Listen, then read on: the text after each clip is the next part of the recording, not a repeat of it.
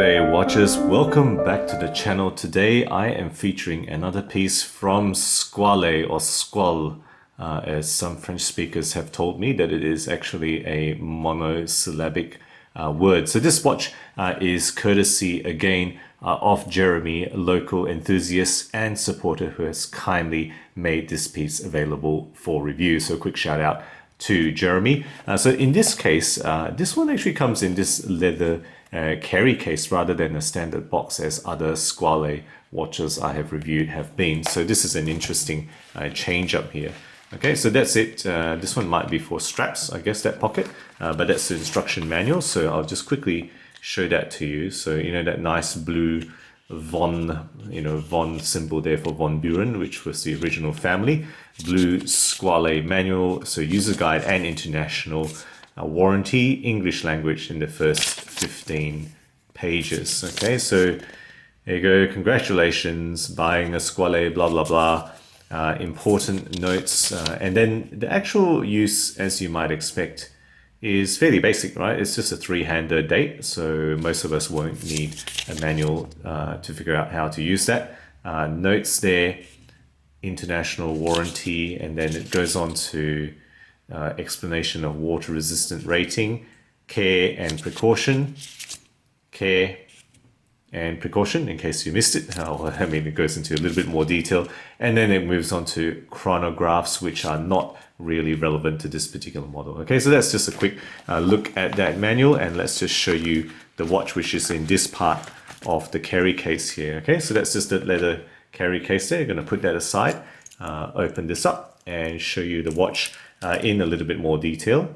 So guys, over here we have the Squale 20 Atmos Classic 1545, and I'm not actually entirely sure how much this was initially. I think it's around the 500 USD mark, but everything I have done in terms of searching shows that this is possibly out of stock or no longer being produced. I'll link down the bottom to what I can find. I think what I can find is an Atmos Classic ceramic with ceramic insert. This one actually is the original aluminium bezel insert here. So the original 1545 on the bracelet here. Okay, so let's just talk about the movement in this watch. So the movement in here is none other than a 2824, right? The typical ETA 2824 stats down the left of the screen here. The rated accuracy of a standard ETA is about plus or minus 12, as you can see on the left. I have no information on whether this is an Elabore or top, so I assume it probably isn't that. It's probably just a standard grade. In actual use, this is running about plus 8 to 9 seconds per day, which is, absolutely within, I guess, tolerable limits for my own personal use. Some people might want to regulate it a bit better than that. Okay, so that's the movement. So let's just talk about the case finishing now. So the case here, classic, absolutely classic 40mm Rolex Submariner style here in 3160L steel. The thickness, however, is pretty good. They've actually achieved 12mm thickness to the top of the sapphire glass there, because this case back is actually fairly low profile. It's lower profile to many watches that take on this form that I have seen. So most watches in this sub-homage style are 13+ millimeters thick. This is only 12mm. The lug width, of course, you don't need me to tell you, it's going to be 20mm lug width there. And the lug-to-lug distance, again, is the very classic 48mm, as many watches on this case shape will take. It's 40mm lug-to-lug on a 40mm Submariner case. Overall weight on this bracelet, adjusted with a few links removed, is 152 grams, so pretty substantial. You definitely do feel this on the wrist, but it's not too heavy. It's kind of in that a little bit of a sweet spot there. 150 to 160 I consider somewhat of a sweet spot in terms of comfort and substantialness. Finishing wise then, okay, let's talk about finishing. The brushing at the top.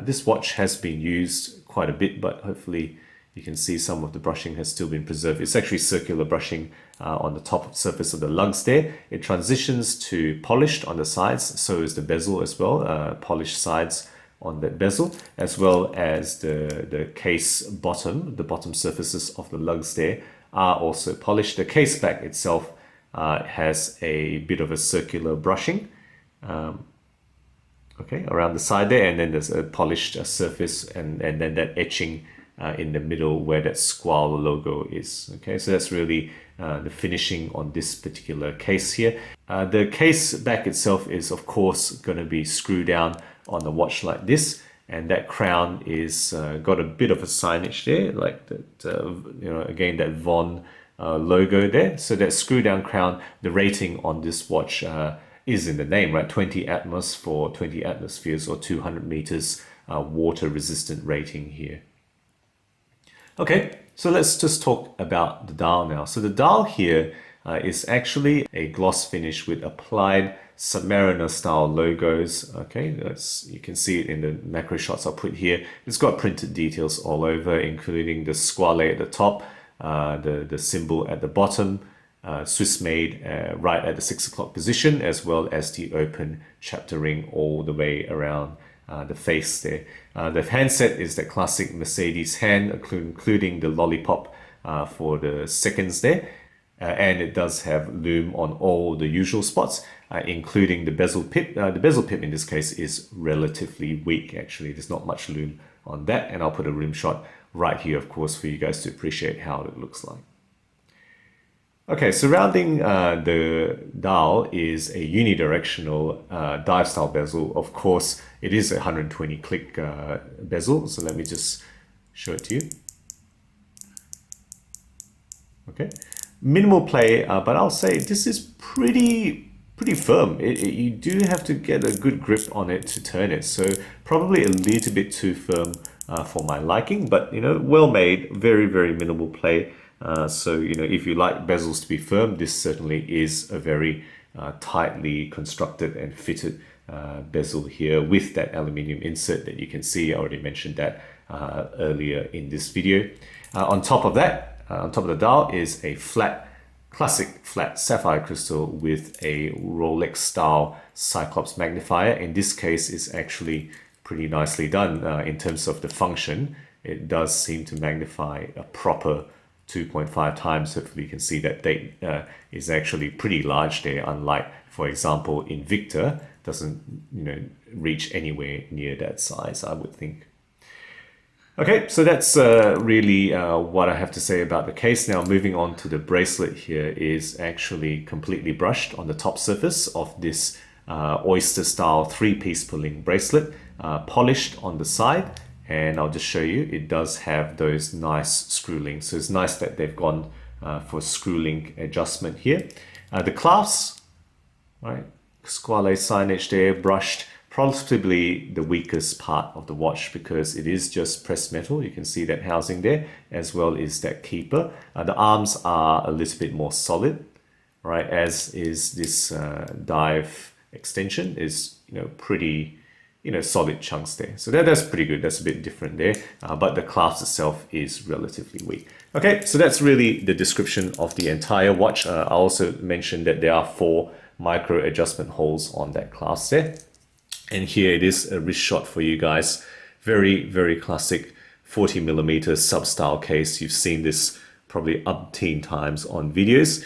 This case, 12mm, so it's actually thinner than a lot of others, and that's how that oyster bracelet sits. Okay, so that's it, guys, for the description of this watch. You know, what do I think is the good things about this watch? Like, look, it's actually a pretty well executed Submariner homage. I'll give it that. It's got quality finishing. It's got a pretty darn solid build, right? It's heavier than an Invicta Pro Diver for sure, about 20 grams heavier. So it is actually more substantial, and it's got a very good Cyclops, right? It's got one of the best Cyclops magnifiers I've seen in a proper magnification there.